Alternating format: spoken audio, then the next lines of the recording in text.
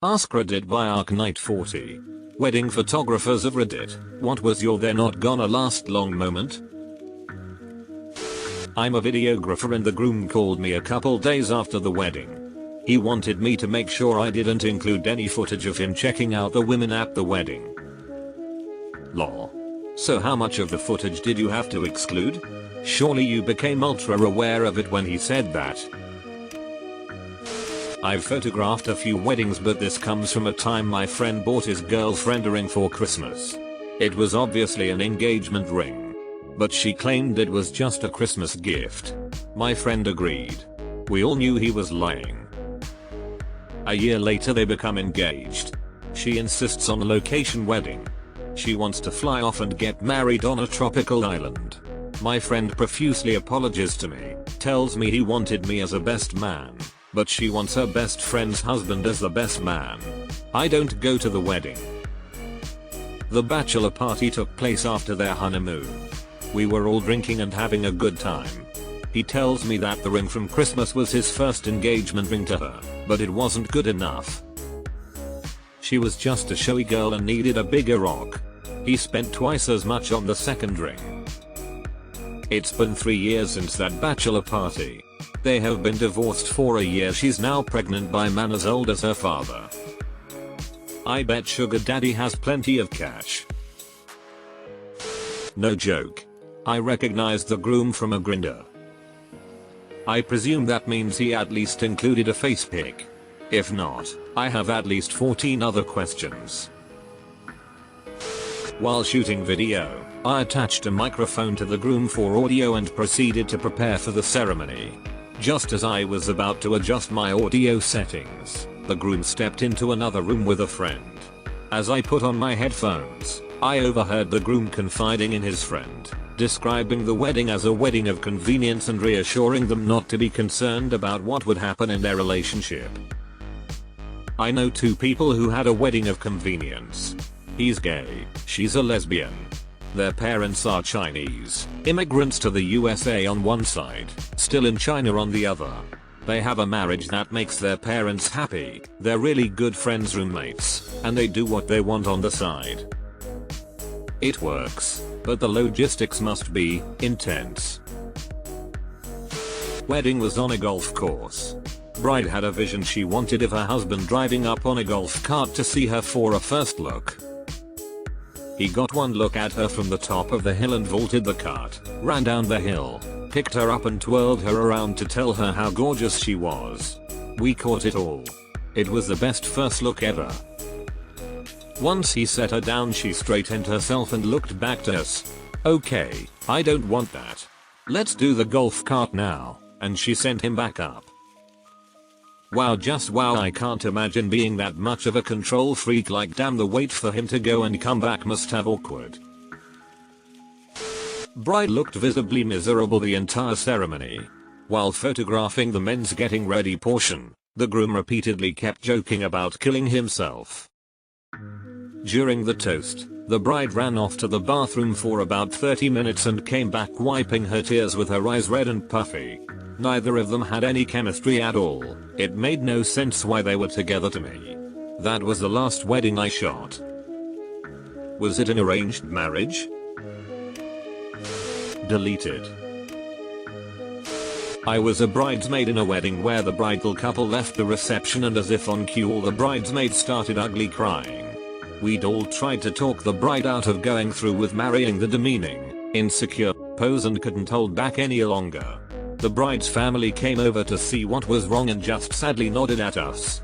It's been 35 years and they are still locked in the most emotionally abusive relationship I've ever seen. So much potential happiness wasted. Good to know you were at my parents' wedding. In another life, I worked catering shifts, loads of Saturday weddings. I'll never forget the best man's toast to the groom. It was a shameless roast. He spoke openly about the groom's willingness to shag anything when he's drunk. He then went on and on about the groom's deadly gambling habit and his short fuse when he doesn't win. He asked the stone-faced groom, "How many thousands of dollars in golf clubs have you destroyed or lost in countless ponds?" Nobody was laughing. The bride had tears in her eyes and the groom's parents sat in stunned silence. Hope he warned the bride of all this before the wedding too.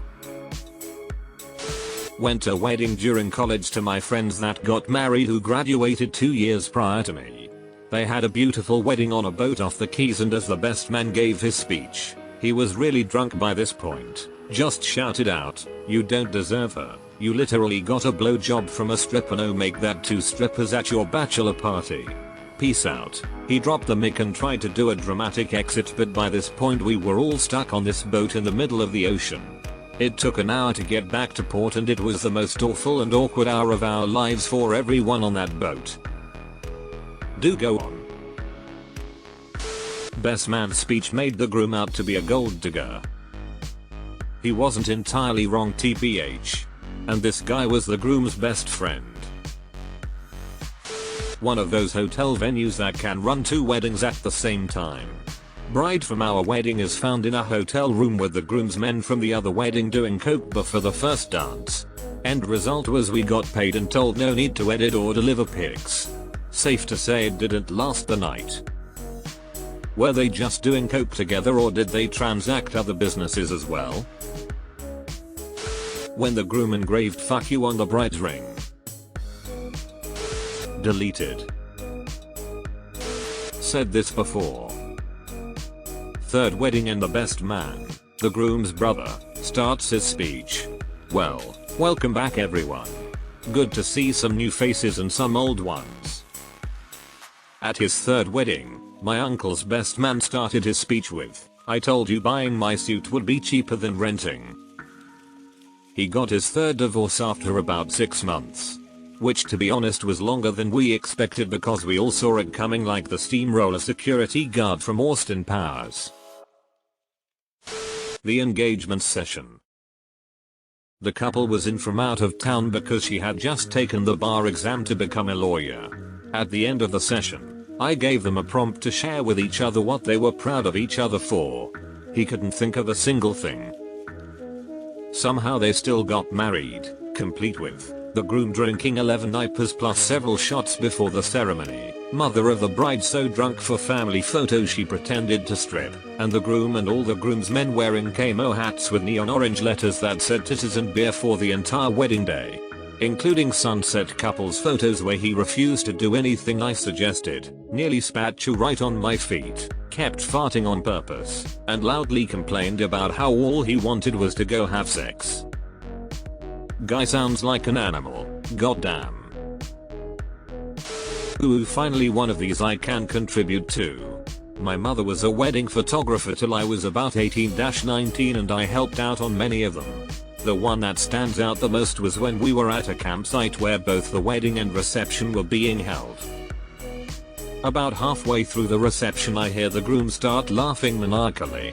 I peeked over his way and could see 2 groomsmen hauling the thrashing and screaming bride towards the lake. They threw her into the freezing cold water with her veil and dress still on. When she got out of the water I genuinely thought she might shoot somebody. Saying she looked like a drowned rat would have been an insult to rats. Her hair and makeup and probably the dress were ruined beyond repair. The fact that the groom laughed and didn't do anything stuck with me as being a dog shit move even as a teen. Apparently she thought so too because they didn't even make it 6 months. That's one of the most horrible wedding stories I have ever heard in my life. Not just because they threw her in the lake, but also because depending on the weight of the dress, the cuts of fabric, and the depth of the lake, she could have easily drowned. I think my first clue was when the bride showed up with some bad makeup clearly trying to cover her black eye, while most of the rest of the family seemed far more into the free food and booze than the wedding itself. Oh yeah, never paid me either. Classy people. Yikes. Any idea if she ever got out of that marriage? Wedding photographer from India here. 1. Bride's mom does non-stop about the groom to a couple of our photographers. She believed that her daughter is too beautiful for the guy they promised her hand to, and how she'd rather have him die sooner than seeing him with her daughter post the wedding. 2. Bride and the groom had the first dinner separately because the bride wasn't just in the mood to have their reception dinner together. 3. This is the final nail in the coffin post the wedding. When we were about to photograph portraits of the couple, the groom walked up to us saying that he's too tired from the wedding, so it'd be better if we could use the photos from the previous weddings we shot and morph his face onto those, and walked away. They divorced 3 months later. P. Holy shit, that last one, that is bonkers. One of the bridesmaids cried the entire time from makeup till reception. Would have nothing to do with the groom. Kept wanting photos of just her and the bride. 8 months later, bride and groom are separated and she up and elopes with the bridesmaid. When I worked as a wedding planner for a hotel chain, the groom had found out his bride was having an affair with her brother's best mate. The bride's mother knew about it, but insisted on the wedding and paid a fortune. The groom wasn't drinking much and at the speeches, stood up and revealed he knew and said he was getting an annulment. He then took his best man on his honeymoon. The honeymoon the bride's parents had paid for. It's not gay if you make the ex-mother-in-law pay. At the rehearsal dinner, every toast to the bride was some euphemistic variation of "I'm so glad you finally found someone to put up with your bullshit." They barely made it to the 6-month mark. I don't know why I found that so funny. I'm imagining they ranged from subtle jabs to like her brother just flat out saying it. I'm a wedding photographer. Most of my couples are super awesome. Occasionally couples are grumpy with each other during photos and it's not a great look, but honestly, I like to give them the benefit of the doubt. Your wedding day should be a happy day, but sometimes it's just stressful. Stress can get to people and make them act in a way they normally wouldn't. I think the worst moment I witnessed was when a couple clearly didn't know each other very well. The guy made a comment about not knowing she had OCD during photos and her mom whispered behind me, "You have no idea." I have no idea if they're still together. I really like this benefit of the doubt. I've been reading a lot of these comments and getting nervous.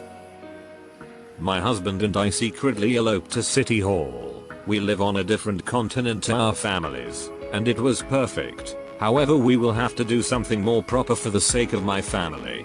My husband dreads this as his father has dementia, but his family are trying to keep it all hush hush. I haven't been able to tell my own family to respect his wishes. I know that my husband will be an absolute ball of stress on this day, and I truly hope that nobody judges us too harshly. We love each other dearly, but the whole public wedding is definitely a stressor for us two introverted individuals with this concern on our minds. Over coffee, at our initial "do they want to hire me" meeting.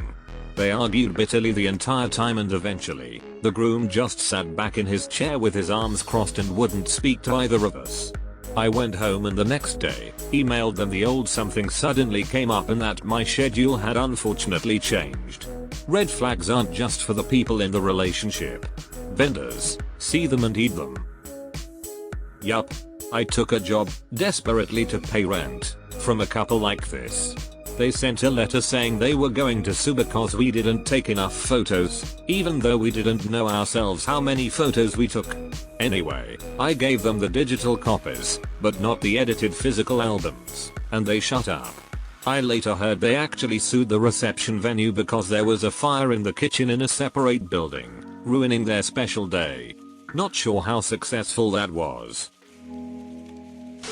There was a lot more, but at the wedding, the groom did cocaine and called bride's father a cocksucker in front of her friends. They didn't last a full year.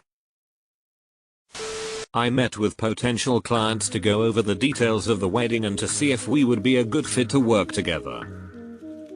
I tried to schedule something at a cafe, but they insisted on me coming to their house. When I arrived, there was a 5-gallon Home Depot bucket of dirty diapers on the front porch. I had a feeling this wasn't going to go well. A young kid, probably 7 or so, answered the door. All I could see and hear were children running around everywhere. The soon-to-be husband was sitting on his bed that was in the living room watching TV, and the bride was in the kitchen with 2 kids on either hip. She told me to sit at the kitchen table to go over the wedding details. She shouted at her fiancé to come and join the meeting, where he didn't acknowledge that I was there to talk about shooting their wedding. The bride was annoyed, then asked if I saw the bucket full of dirty diapers on the porch. I said that I had, and she said her fiancé has so many kids with other women that is the only place to keep tea. I did not take the job. I always wondered what happened to that couple. We are doing fine and have 2 buckets now. Asked the groom in a recorded interview why he asked her to marry him, and he said, the pressure to get married. They lasted less than 2 months. Hadn't even finished the video and they were over. Early in my career I filmed wedding videos. The interviews always give it away. By the end of the wedding I usually have a pretty good idea of who's going to last and who won't, and it's proved out over the years. The groom didn't want to put on his suit to take portraits, even after the bride insisted, because it's uncomfortable and hot. Different wedding, saw the groom down an entire bottle of wine in one go when he finally had a minute to himself. I took the picture thinking it was just going to be a goofy moment, until later on while I was editing pictures, I realized what I was seeing. Oh wait, another one.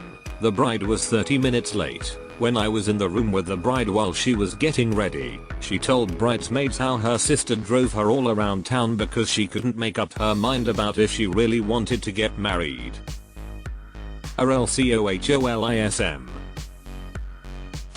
When the groom told the bride she couldn't have cake because she was overweight. Lasted a year.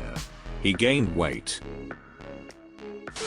Her 3 kids from a previous marriage, 8, 9, and 12, were screaming their asses off and covering themselves in soda and overturning tables while making extremely hostile, profanity-laden demands for a drivable Hot Wheels car, and escalated to just randomly hitting people with baseball bats. Whole time mom was going, haha, aren't they so crazy? Oh, it's okay, they just get to express themselves, we unschool. Lasted, a fake, somewhere between 4 and 5 months. What the fuck is unschool? Edit. Oh. I looked it up. It's just neglect.